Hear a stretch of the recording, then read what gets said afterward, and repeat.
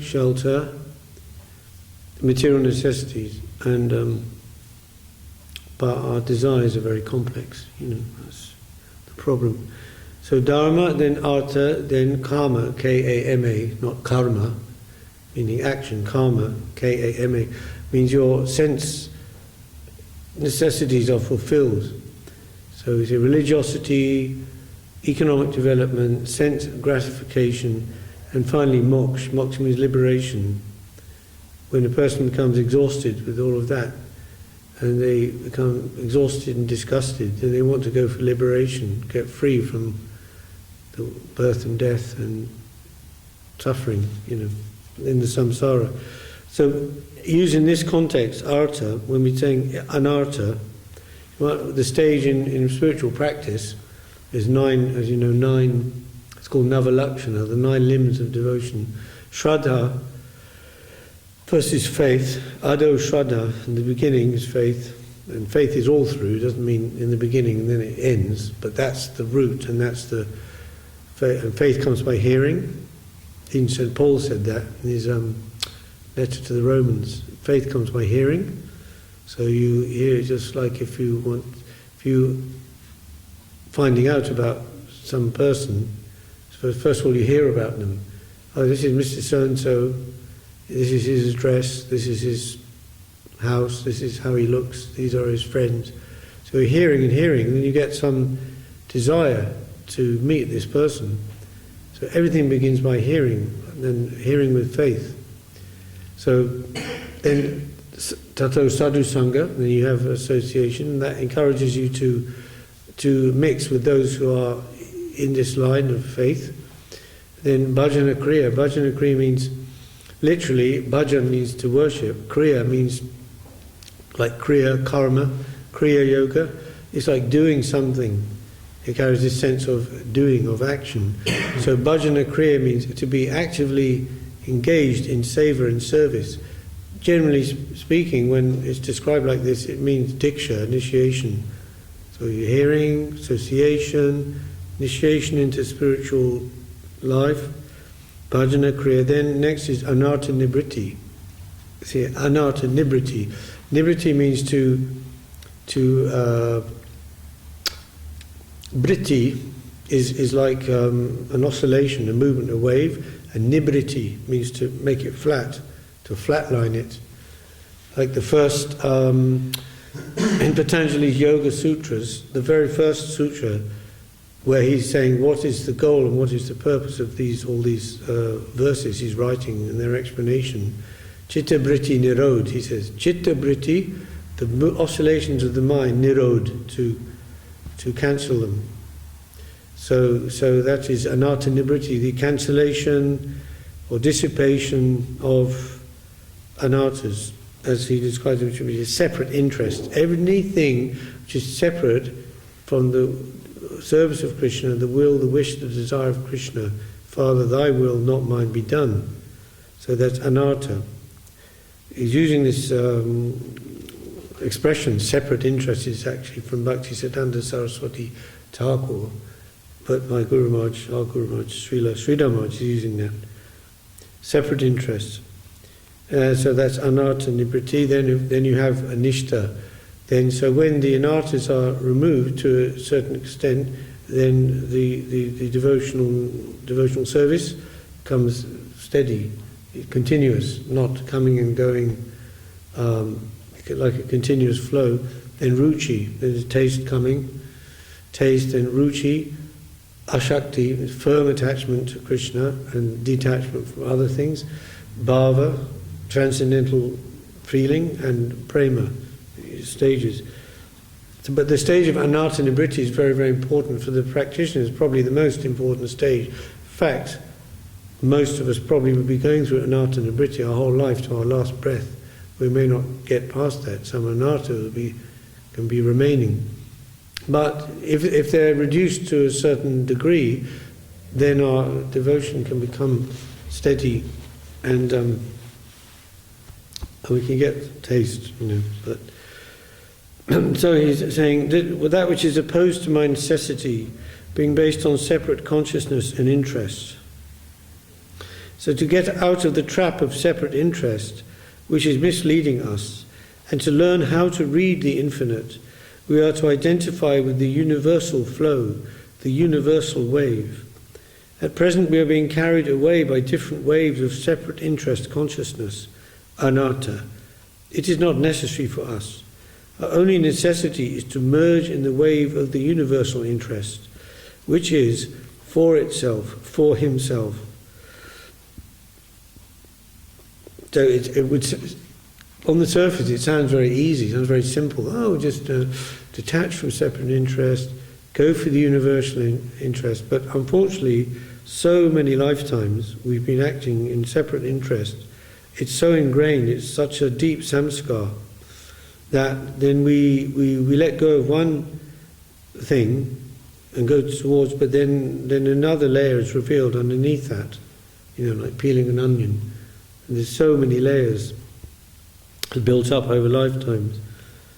They say, Cheto Darpa Nimarjanam, cleansing the mirror from the consciousness. So this, and to read the infinite and identify with the universal flow.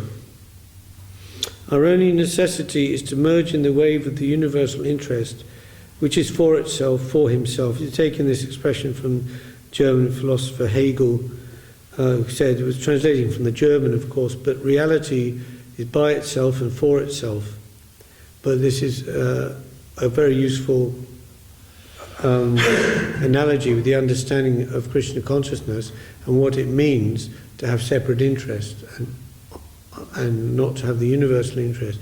First of all, to understand that it's not a question that, like a democracy, where we have rights, So then, like in the so-called democratic principle, which is touted as being so great, that, the Western countries, they want to foist it onto other cultures as if it's, the best thing going. And of course, we can say definitely it's better than a dictatorship, a raw dictatorship or something, but in principle it means that the people vote the people into the government, but then because they've given them the vote, then those government people had to satisfy their needs. So they say no taxation without representation. So we have voted you in, so you have to do what we want. It's like, but this isn't that at all. The reality is by himself and for himself. He exists by himself, everything is his energy, and the expansion of his energy is only to fulfill his own purpose, for his own pleasure. And we're also part of that.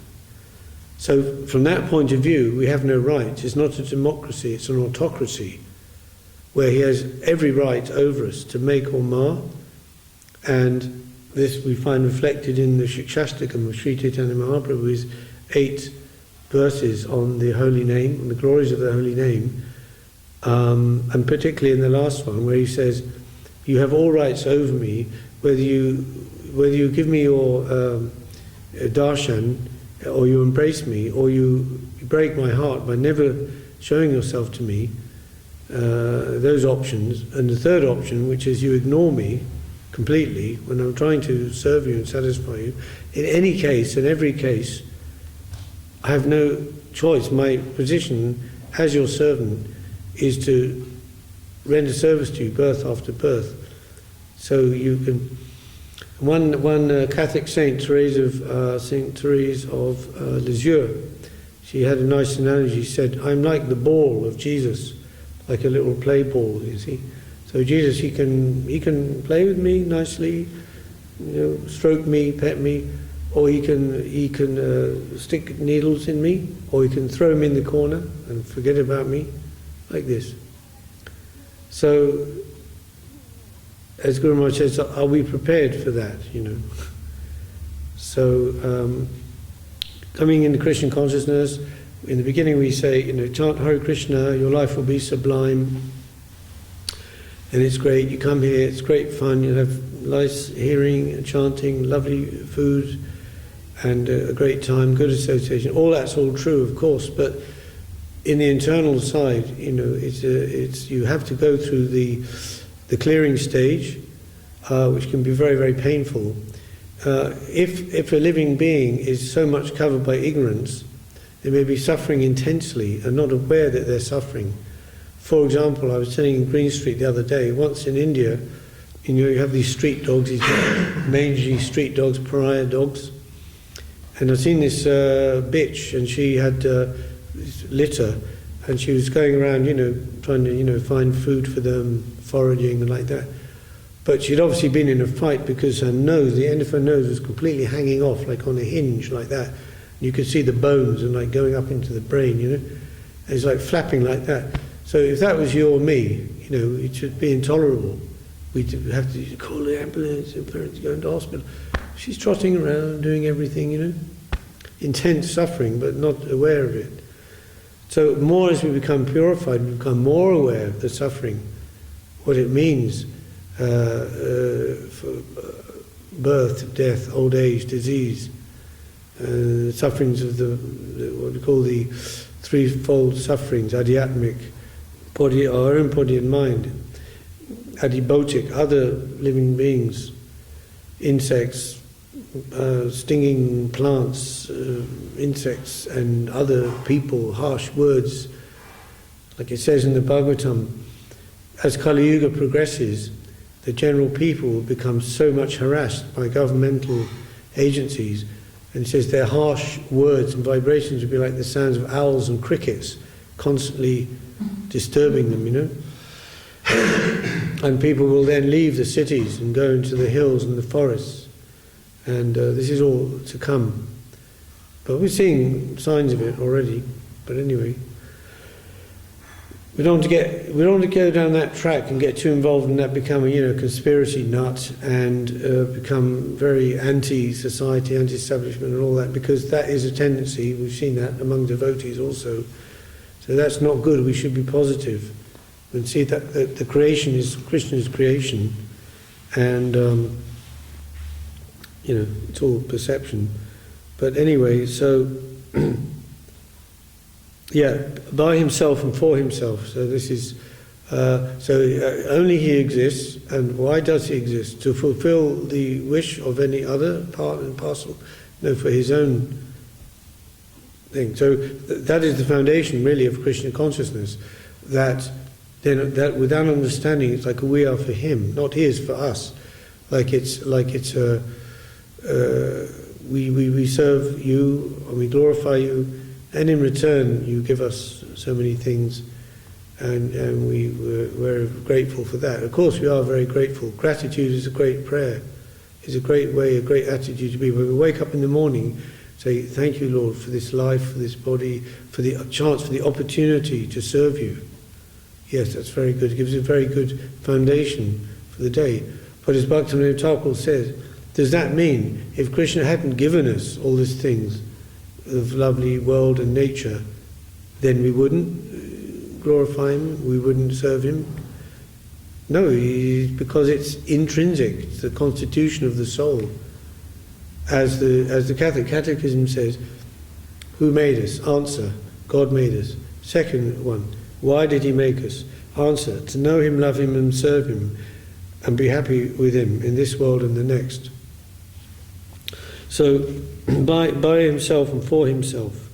And then quote here from Bhagavad Gita, Aham hi sarva jagyanam bhakta cha prabhur eva cha. I am the only enjoyer of all sacrifices, of all movement in this world. I am the only enjoyer, and everything belongs to me unconditionally. God's position is such, he is paramount, he is the highest harmonizing center, and we must all submit 100% to him. Any deviation from that is anartha. Anartha means meaningless. It has no meaning. The only real meaning or purpose worthy to be served is the connection with the universal wave, the universal movement. So, this idea about Krishna consciousness specifically is a little bit different than other theistic conceptions. First of all, we have the sonhood of Godhead, so not just as the Father, but as the Son, and that opens up a whole new world of possible relationships with the Lord. And that because he is the absolute truth means absolute good with a big G, not relatively good, because good is just the other side of bad, right? The absolute good. So if he's absolute good, then everything he does is good, is absolutely good. And so stealing, lying, cheating, Krishna apparently stealing butter, stealing the wives of others, lying, cheating, we saw on the battlefield of Kurukshetra, sometimes cheating, lying. So if he's absolute truth, absolute good, then everything is good, everything is harmonized there in that center. So, and in fact, in the absolute good, these things which are negative in this world, in this side, they have a certain particular, peculiar sweetness and wonderfulness, which is much more than just the constitutional position or existence of God as the absolute good or the absolute truth, yeah? That he's dealing in a despotic way with others, very carelessly and very apparently capriciously, whimsically, So he's an autocrat, not just a constitutional king. So he's dealing in these ways. So we're entering into this contract, if you like, of this person who can deal with this in these ways. So everything is very, in a way, unpredictable, like that. That's the nature of Krishna consciousness. But that person is so beautiful and so sweet. Like they used to say in the first Hare Krishna cookbook, the higher taste, and the tamarind chutney, like lots of chilies and some sugar, and saying it was too hot to eat, but too sweet to refuse, So Krishna consciousness is like that. So we are in connection with anartas, undesirable things, which won't serve any real purpose towards our cause. But the real cause of our life and the whole satisfaction of our very existence will be found only in connection with the universal wave of the whole Absolute. That is Krishna consciousness. It is the most universal, fundamental wave, and we have to catch that. Our goal, our satisfaction, and the very fulfillment of our life is only to be found there, in that layer, that plane, and not in the superficial plane of nationality interest, family interest, social service, etc. For that is provincialism. Srila Prabhupada used to talk about extended self-interest, self-interest, a little bit extended to, family, a little bit more extended to society, a little bit more to the nation, a little bit more to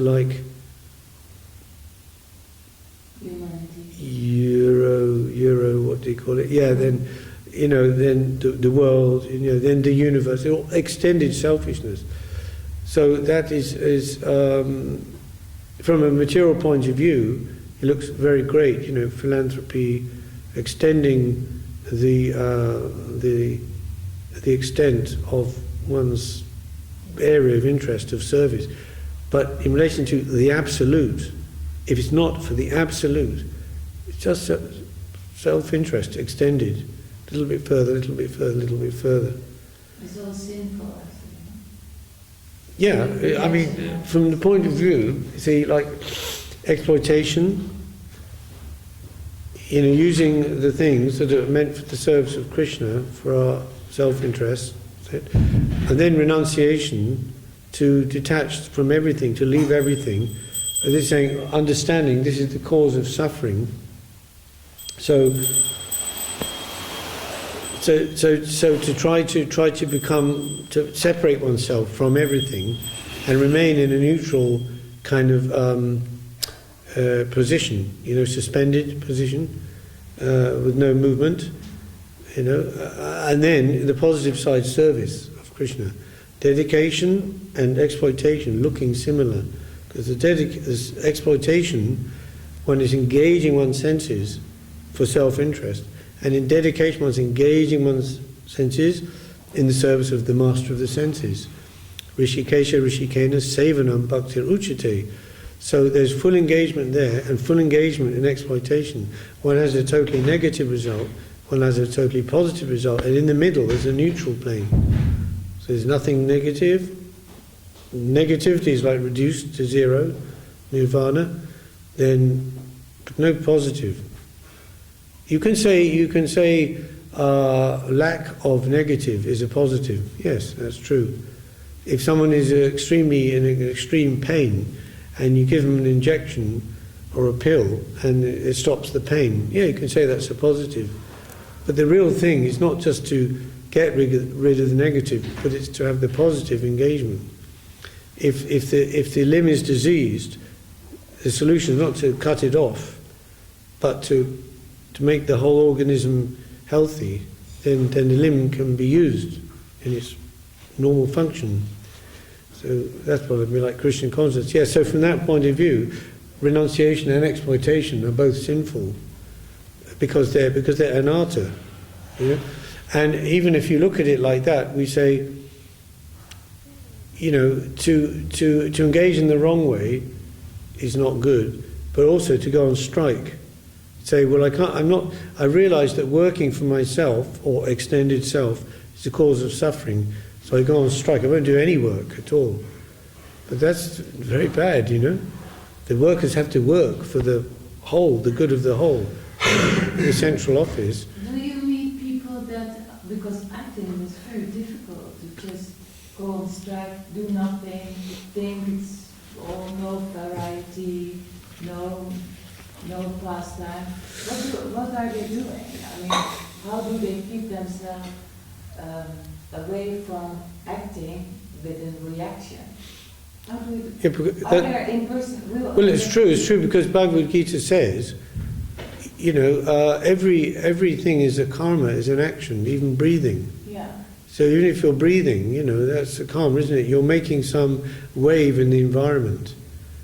So you're when you breathe in, you're sucking in probably microscopic organisms, ending their life. You know. So are there real impersonalists practicing in this time and age?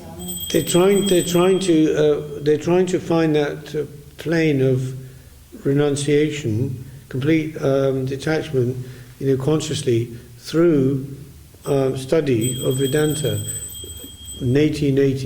It's like elimination. It's not this, it's not this, it's not this. Eliminate and eliminate and eliminate. And then come to the fundamental substratum, like of everything, which is Brahman. Which is the cause. Brahmano hi pratishtaham. Cause of everything is Brahman. And Brahman is the effulgence of Krishna, of course.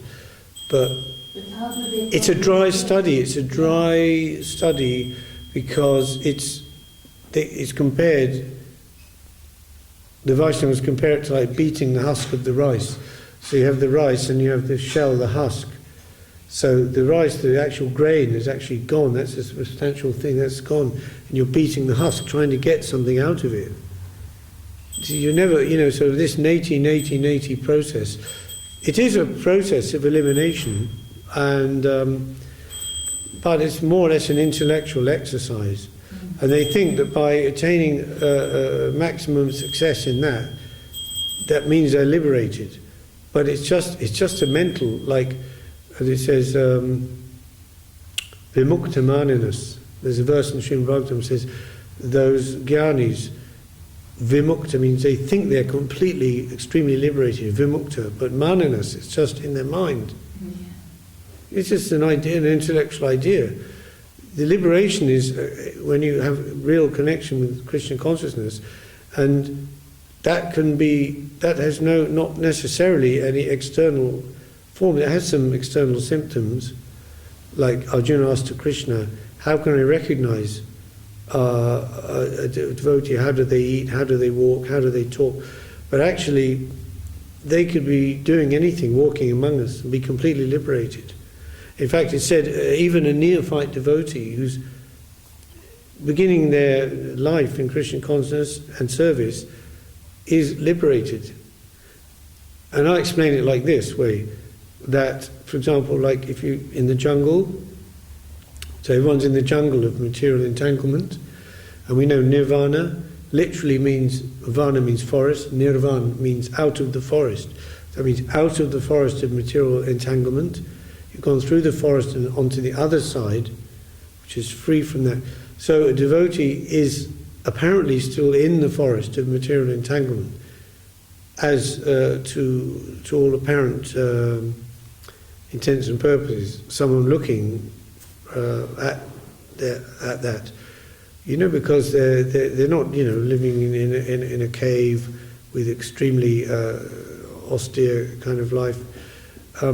But it's like this, that the person in the jungle, if you find the forest, if you find the path going through the forest that goes out of the forest, so if you find that path and you go in that path and you walk in that path and you stay in it, then you're liberated.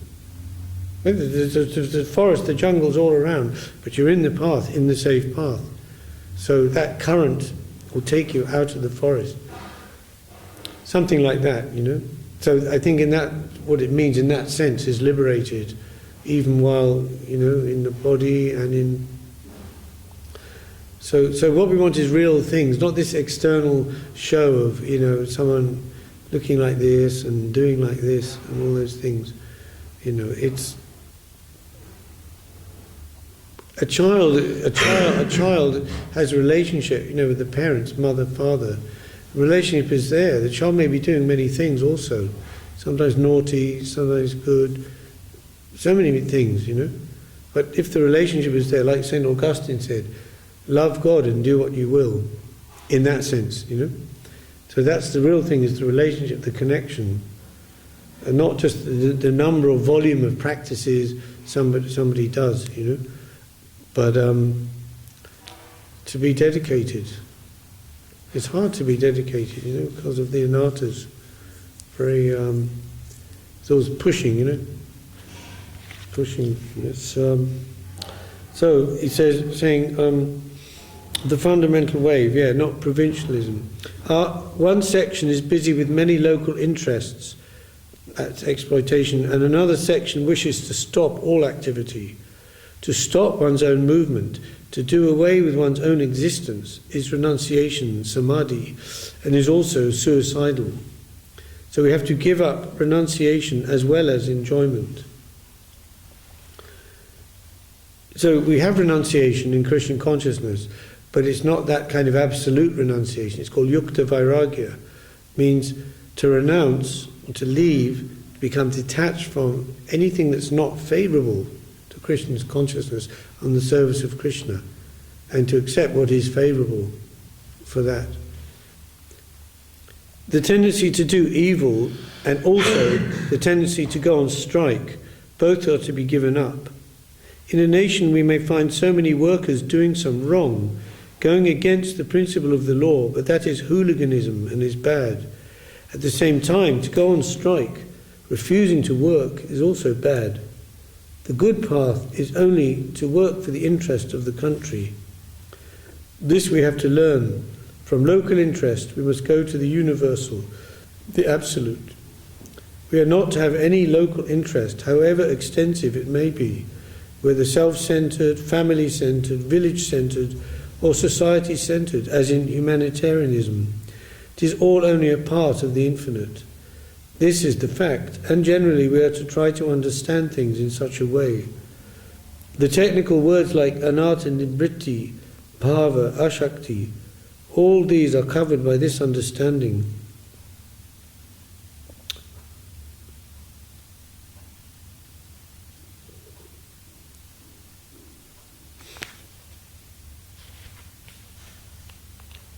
Then he goes on to talk about some other things there.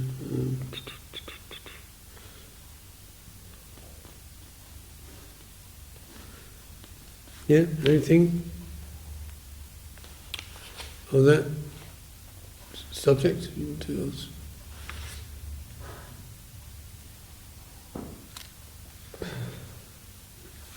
It is hard. One of the things someone who's new to this world that I'm struggling with is the idea of being in the world without being of the world. And trying to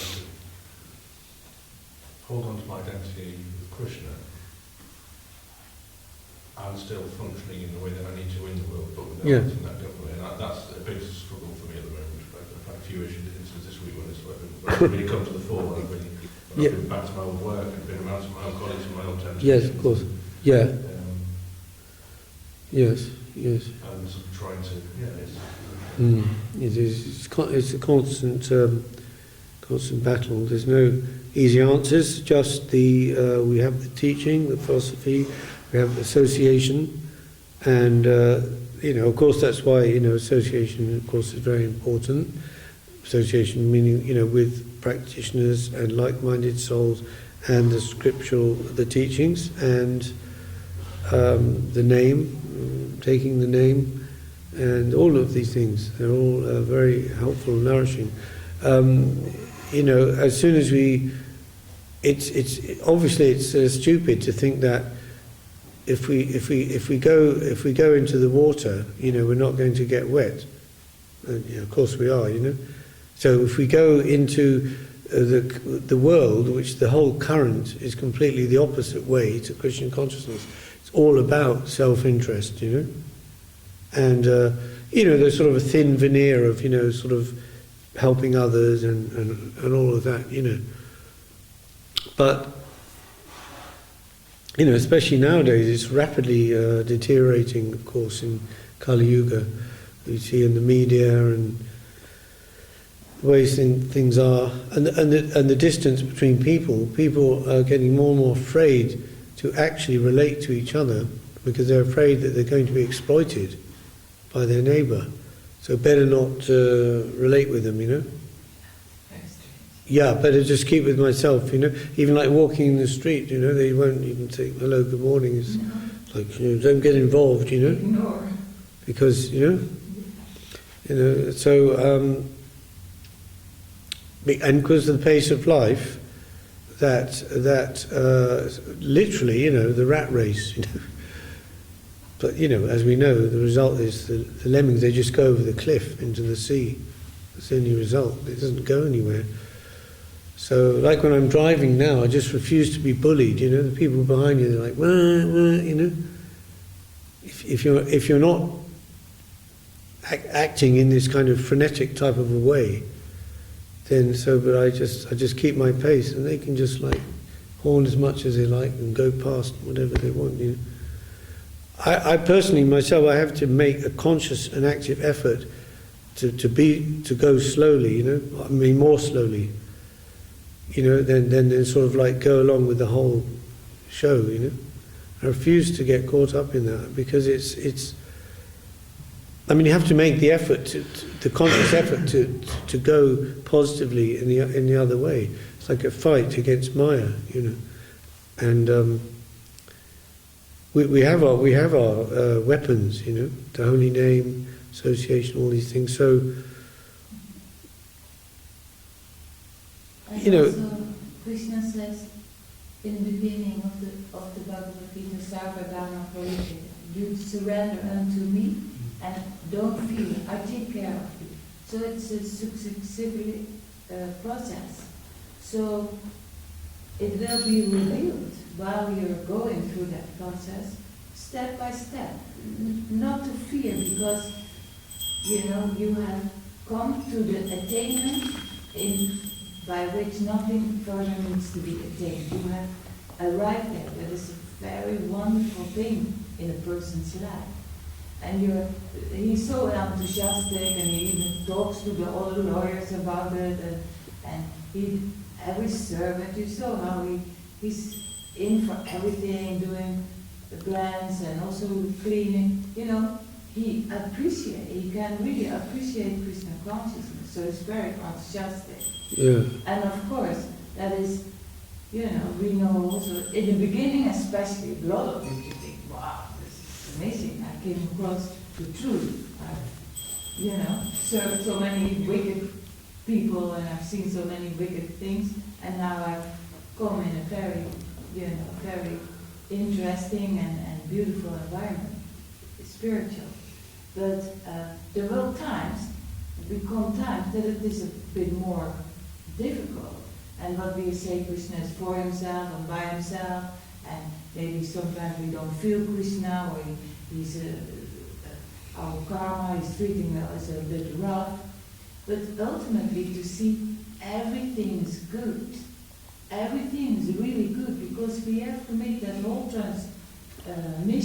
transition from being material to a spiritual person. And in the spiritual world, everything is automatically full of love, and Krishna is in the center. Yes, it's all for Krishna, but we are serving, and then even we get more happiness, and but we have to learn certain things here in a sort of the hard way, essential way, to get that ego-based sort of selfish interest out of the system, because it's our suffering, it's our ignorance, our covering of our spiritual nature. So it's all good, not to worry. Krishna consciousness is like you just go on that flow and have no fear. It will be tough, what Mara says. It will, but it's the toughness comes when we resist it. When we resist something what is Krishna giving us, and that is, we will see later, is the best thing that happened, because it gets you out of illusion. Because something we had the wrong idea about, and we had to be, set right. So everything is good, actually, as long as we keep. Maharaj mentioned also, we must not lose our interest in society who is suffering so much, because I heard Guru Maharaj saying that, like, although it's very difficult, but to collect all our energy, to devote all our energy to collect goodwill from all external circumstances, because Krishna is living, his abode is in all these living entities who are suffering, like we all suffering.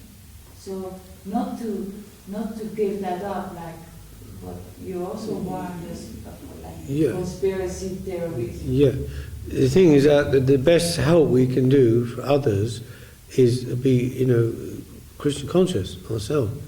See, because then whatever we do will be good. We will just be channeling Krishna consciousness ultimately, which is the best thing for people.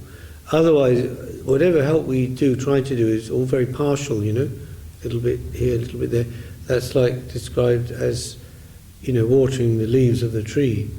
You can apparently give a little bit of help, water in the thing is, you just water the root. You put the water in the root of the tree, then everything is nourished.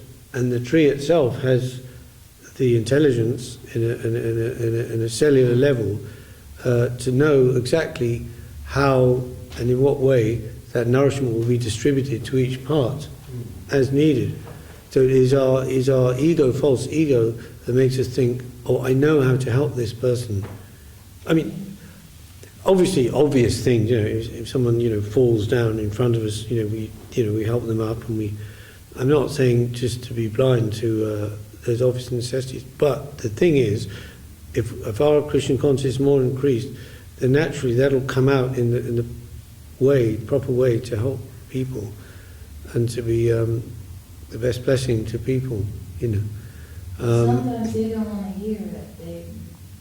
It's too much for them. Then you have to give something, some relief to them, some kindness, some goodness. Yes, that's what I'm saying. Yeah. Our very presence and our existence will be the medicine for them, not necessarily what we say. Preaching, externally. Yeah. That if they're ready to hear that, or they're open to that, of course, that's the next stage. But otherwise, generally, people just appreciate kindness and affection. That's they're only going to be favourable or open to the message about Christian consciousness if they feel that, perfection there. So the ultimately, really, our only suffering as devotees is to see others suffering due to lack of Krishna consciousness. Because, our own suffering, bodily, mentally, etc., is there. It's just like it's part and parcel of material existence. If you're riding on a horse, horse is doing many things, passing stool, urine, doing many things. You're just riding the horse, so we're in the body and things are going on. As long as our karma exists up to the death, when the karma of this body is finished, then we'll leave the body, and go on. So until then we're just tolerating it. And paradukha dukhi, means to see the suffering of others, is when Bhaktisiddhanta, his answer to the question Vaishnav K, who is a Vaishnav, said Jive Doy Nam Ruchi, right? Vaishnav Seva. He does service to Vaishnavas, positive, and he is, whether you say attachment for the name or taste for the name or and Jiva Doya means he has kindness to all living beings, but in a very natural way, naturally, yes. We understand every living entity is part and parcel of Krishna. Mamai Vangsa Jiva Loke, Jiva Bhuta Sanatana. Mamai Vangsa, my Angsa means the Jiva souls. Mamai Vangsa Jiva Loke, the Jivas which are spread everywhere, are my Angsas, parts, my fragmental parts. Jiva Bhuta Sanatana, and they're eternal, and they're struggling very hard with the 6 senses, 5 senses and the mind.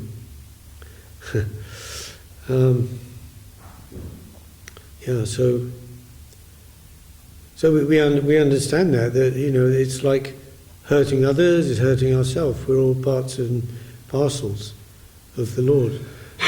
St. Paul said, we're all parts of, the body of Christ is the whole. So he says, can the leg say to the hand, I don't need you? That's like, can the leg say to the hand or another part, I don't need you? That's ridiculous. Every part needs every part. They're working together because it's the whole. So there's no question of violence to other living entities, because we're all part and parcel of Krishna. That understanding. So. But like also, I think, like nobody is inferior to me, because in every person there lives the abode of Krishna. Yeah. And we were just 2 days ago, I think we were reading and revealed truth that to practice that everything is positive, even though you see something in another person is wrong, but to see it is positive. Not only like, oh, okay, that person, first we see that person is good or doing so much service. We speak specifically about the devotee, or the service part is so good and this wrongdoing is negligible. But even see that the wrongdoing is good. That goes a little bit further. So because we do we say namaste. We always go like this, aren't we? Namaste means respect to you, and so there's two things. Well, it means te to you, and nama means not me. Nama, namaste, not me, you. So I'm offering respect both to the jiva soul in the body and also the Paramatma, the Lord accompanying the soul in the body.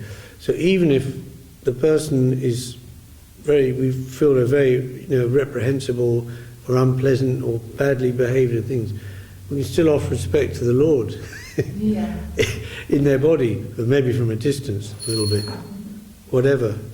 Yeah, so But even the soul, who's apparently acting like that, isn't bad, you know.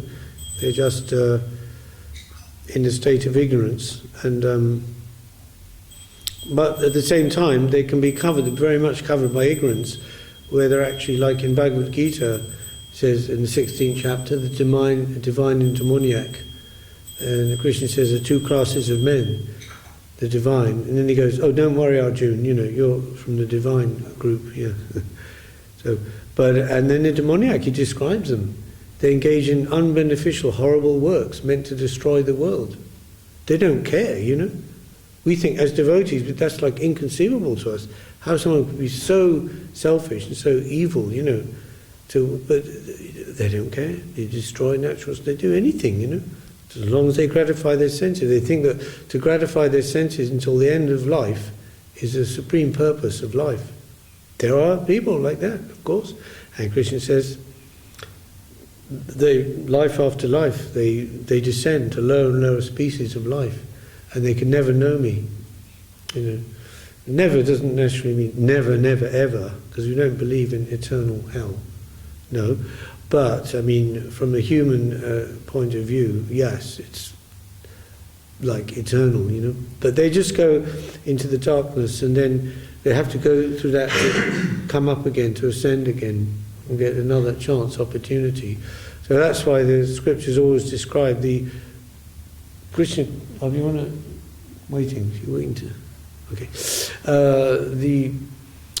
The rareness, right, of a soul actually coming in connection with the genuine connection with Krishna consciousness is like the rareness of like a turtle swimming in an infinite ocean, and there's a piece of wood with a hole in it floating, and the turtle will come up with its head through the hole like that. I mean, what are the chances, you know? That's the rareness of a soul getting the chance of Krishna consciousness.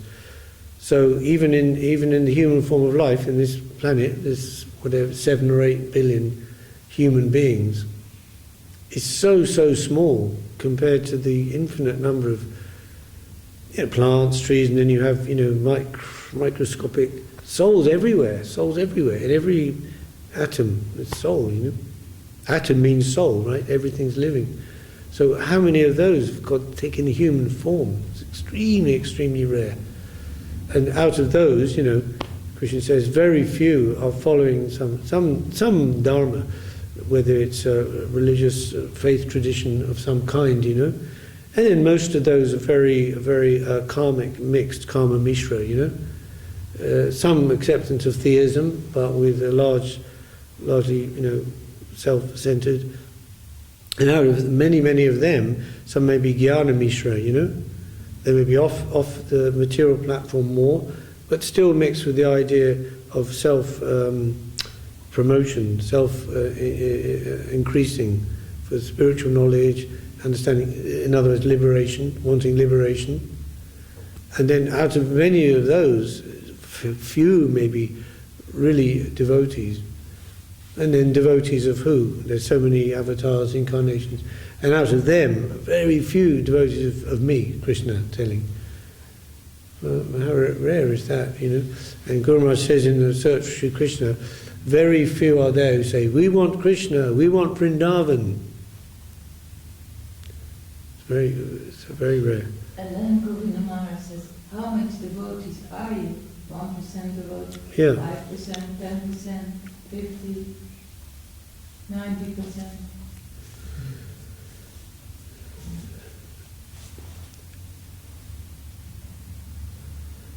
Yeah, so you can't.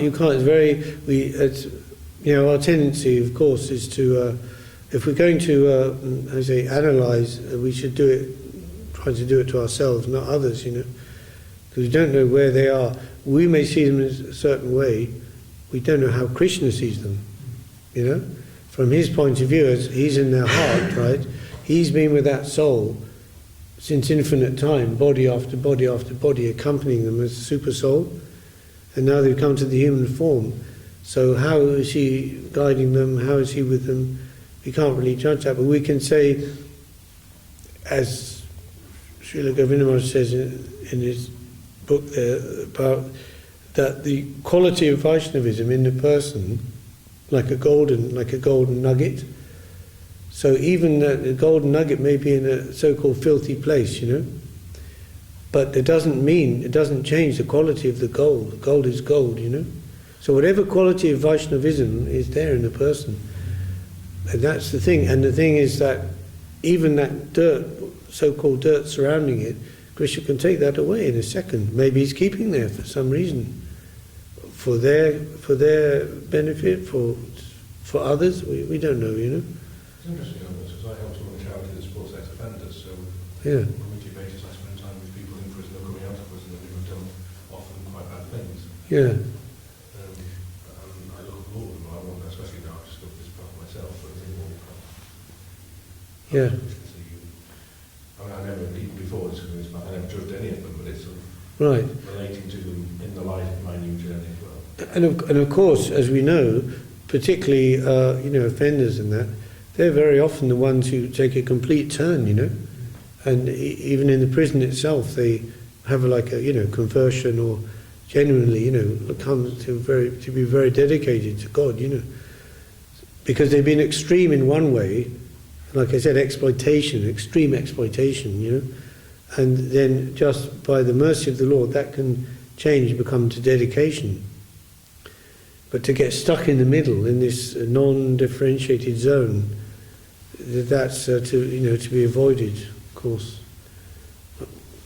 because it's the last snare of Maya, as Bhakti Thakur says. To think that you've found God, because anyway, that's another thing. But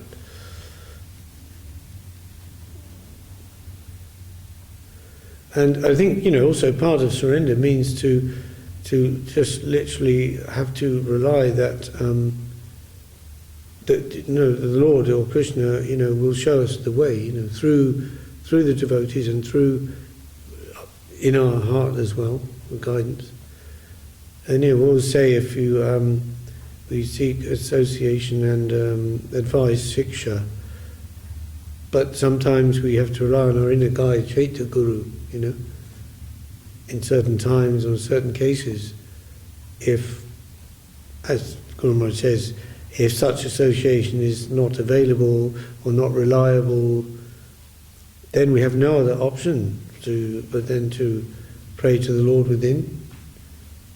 Then we try to do sincerely according to that. Then even if it's wrong, then it's no fault. We won't suffer for that, because we sincerely did as we thought to be the right thing, or based on also past experience. We have seen that our Guru or Vaishnavas have done in such a way, acted in such a way. To think, in such a situation, what should be the thing to do according to that? So we acted according to that. There's so many things, checks and balances, and Guru Shastra Sadhu Aikya Chittete, Guru Shastra Sadhu Vakya Chittete Korye Aikya. The Guru, Scripture, and the devotees, and Chitta means a Chaitya Guru, Confirmation, of course, ultimately will always come from within, because that's,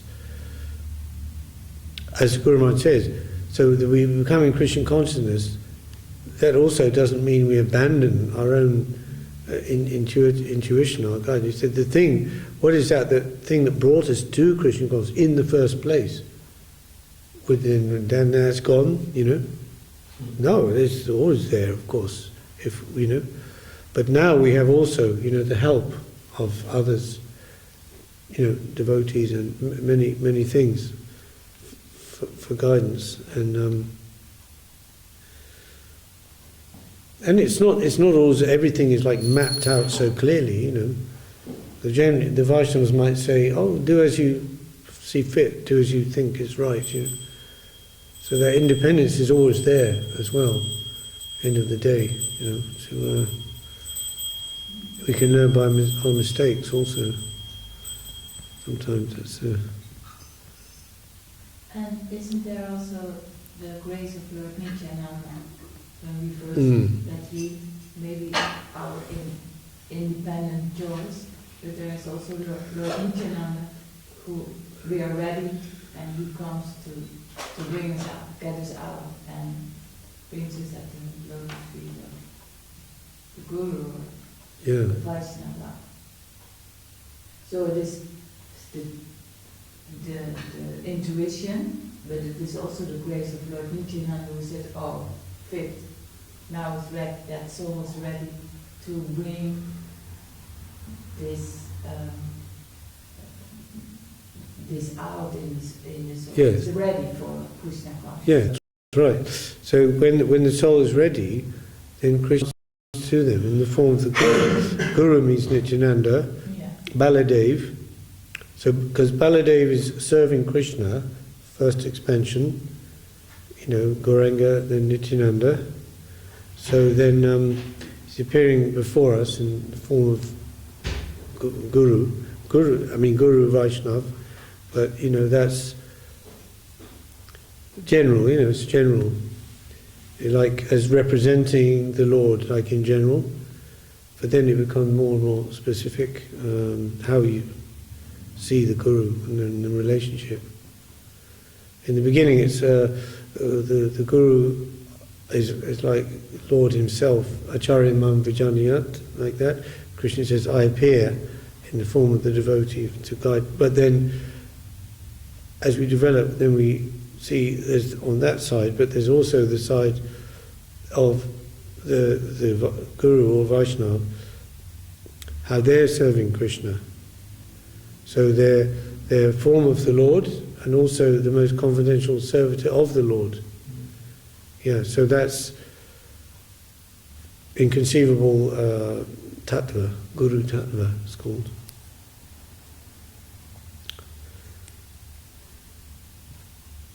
Because the Guru wants to engage us in service of the Lord, right? So the way that's going to happen progressively is more as we see how our Guru is serving the Lord. So then we're going to be following them in that way, you see? Yeah. It's very esoteric. So, very esoteric, because first we think maybe we accept the Guru, but how deep that actually is, and how to surrender more and more to the Guru, actually, that you have nothing, no free will, or that you surrender in such a deep sense that you let that come through.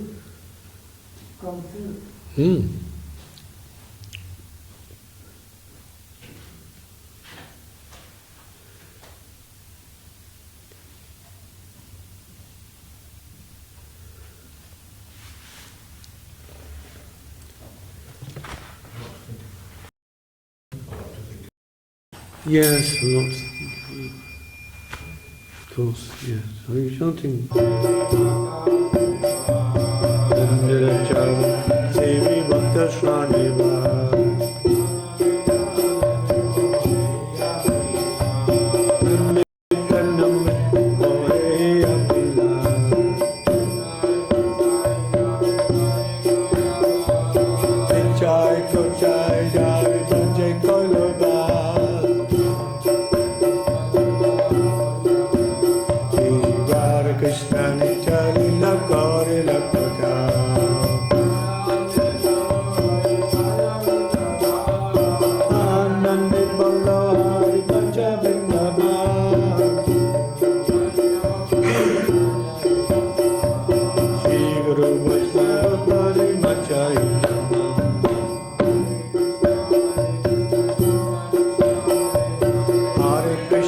Hare Krishna, Krishna Krishna, Hare